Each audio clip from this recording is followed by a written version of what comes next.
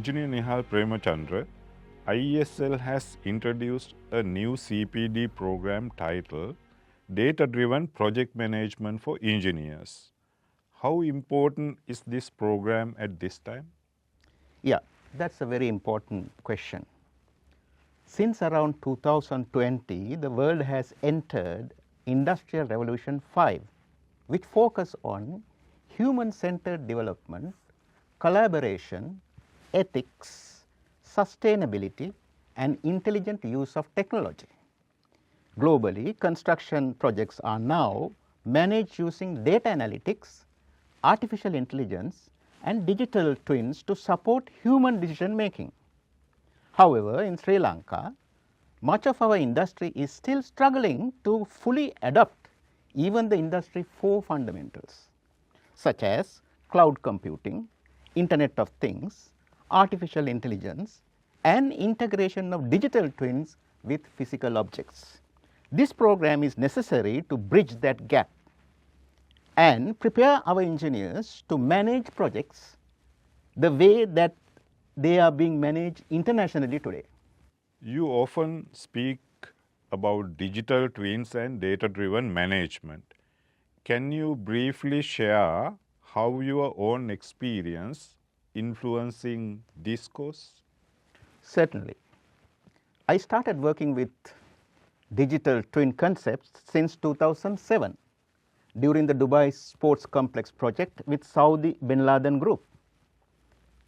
The organic geometric shape of the building made traditional 2D planning insufficient. That project had zero tolerance for delay, as it was built to host 10th FINA Short Course Swimming World Championship in December 2010. The event date could not be changed. Whole world is watching the developments. So I had to complete that on time, on budget. So developing a digital twin of the project was essential to ensure accuracy, to verify sustainability and achievements of such sustainability targets, and absolutely certainty of completion, because the energy efficiency had to be proved that it is 100%. We were using photovoltaic panels to generate clean energy to run the facility. So that type of situation, you got to exchange data between the digital twin and the physical object. So that type of technology must be used nowadays to get the efficiency done. That experience clearly demonstrated how data-driven decision making directly impacts project success. That is how I started this digital twin part of it. Many professionals believe that using Primavera P6 means they are practicing proper project management. Is that really the case? Well, this is a very common misconception. Primavera P6 is an excellent planning and scheduling tool, but it is not a complete project management system. According to PMBOK 7, the planning is only one performance domain out of 8 performance domains required for you to be a professional project manager.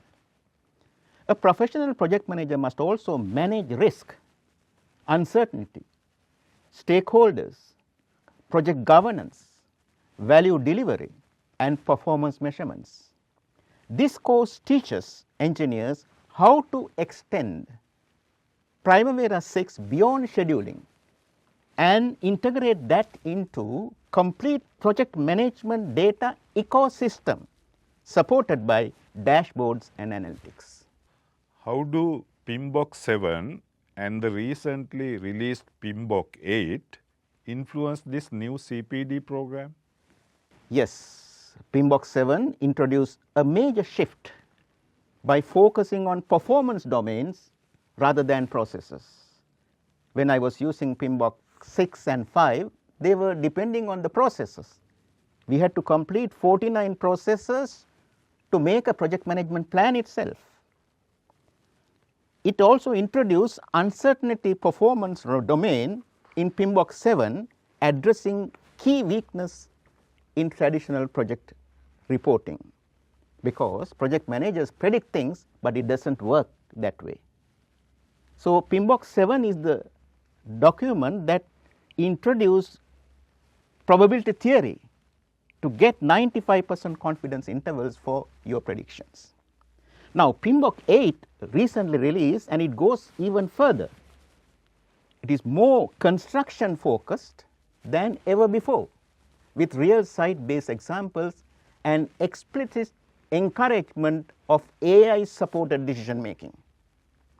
This course aligns fully with PMBOK 7 and PMBOK 8, training engineers to move from reporting past progress to predicting future performance and taking proactive action. How does the program address contract administration and risk management, especially under the FIDIC contracts?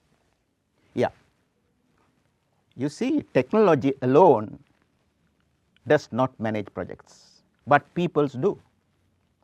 Any incident or situation that threatens project's ability to be completed on time, within budget, and to the required quality is fundamentally a risk. And such risks are often first recognized through human judgment and experience, not by machines. However, AI-driven tools and analytics can significantly support engineers by systematically categorizing risks, analyzing patterns, and assisting decision making when combined with strong understanding of FIDIC general conditions of contract. These tools can also guide engineers toward the most appropriate contractual response and communications. That is very much important for contract management.